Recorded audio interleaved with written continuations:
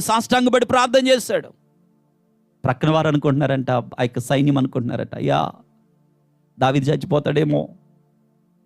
అటువంటి సమయంలో వారికి కొద్దిసేపటికి అర్థమైంది కొడుకు చనిపోయాడని. ఈ మాట చెప్తే ఇంకేమైపోతాడో.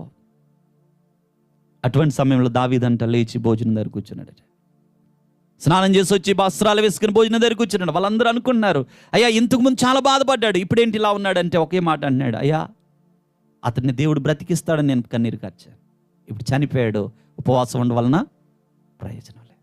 ఈరోజు దేవుని బిడ్డలారా, ఈ మాట నేను ఎందుకు జ్ఞాపకం చేస్తున్నాను తెలుసా? నీవు వ్యర్థంగా దుఃఖపడద్దు, వ్యర్థంగా బాధపడద్దు, మనుషుల కొరకు అసలు దుఃఖపడద్దు. మనుషులు ఒకవేళ నిన్ను బాధ పెడితే దేవుని దగ్గరికి వచ్చాయి, దేవుని పాదాలు పట్టుకో. ప్రభువా నన్ను ఏంటి ఈ పరిస్థితి, ఈ శ్రమ ఏంటి, ఈ నిందేంటి, ఈ పోరాటం ఏంటి, ఈ పరిస్థితిలో ఏంటి నేను చేయాలి?